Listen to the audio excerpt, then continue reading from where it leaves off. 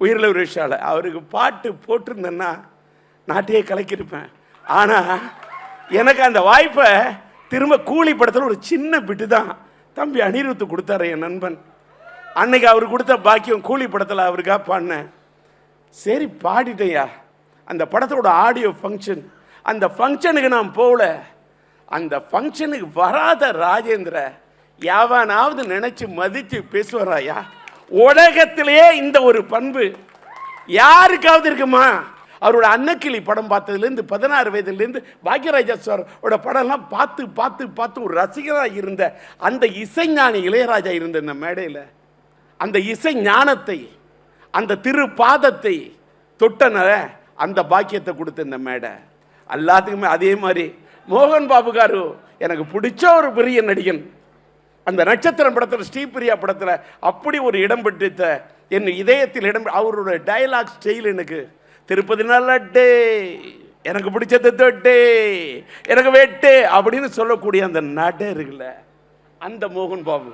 இப்போ இந்த அந்த மும்மூர்த்திகள் இருக்கக்கூடிய இந்த மேடையில் நான் பாக்யராஜ் அவர்களை வாழ்த்த வந்தேன் என்று சொன்னால் அவர் கொடுத்த பாக்கியத்தால் தான் இந்த மேடை எனக்கு கிடைத்தது.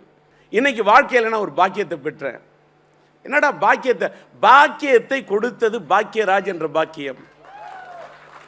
அவர் நடத்தக்கூடிய பத்திரிகை பாக்கியா. இன்றைக்கு திரையுலகத்தில் இவரை வாழ்த்துவதற்கு யாராவது இருக்கிறார்கள் பாக்கியா? இந்த மேடையை பார்த்தியா?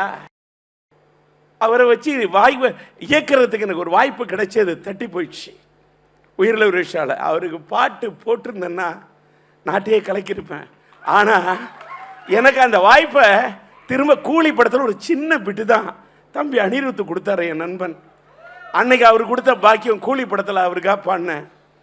சரி பாடிட்டேயா. அந்த படத்தோட ஆடியோ ஃபங்க்ஷன், அந்த ஃபங்க்ஷனுக்கு நான் போகல. அந்த ஃபங்க்ஷனுக்கு வராத ராஜேந்திர யாவனாவது நினைச்சு மதித்து பேசுவாராயா? உலகத்திலேயே இந்த ஒரு பண்பு யாருக்காவது இருக்குமா?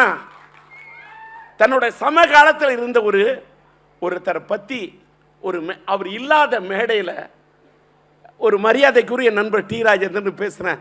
அந்த ரஜினி சார் இருக்கக்கூடிய இந்த மேடையில் இன்னைக்கு நான் ஏறி வரத்துக்கு காரணமாக இருந்த பாக்யராஜன் நினைக்குள்ள நான் வியக்கிறேன்.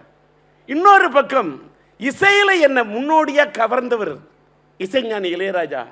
அவரோட அன்னக்கிளி படம் பார்த்ததுலேருந்து 16 வயதுலேருந்து பாக்யராஜா சாரோட படம்லாம் பார்த்து பார்த்து பார்த்து ஒரு ரசிகராக இருந்த அந்த இசைஞானி இளையராஜா இருந்த இந்த மேடையில் அந்த இசை ஞானத்தை, அந்த திருப்பாதத்தை தொட்டன அந்த பாக்கியத்தை கொடுத்த இந்த மேடை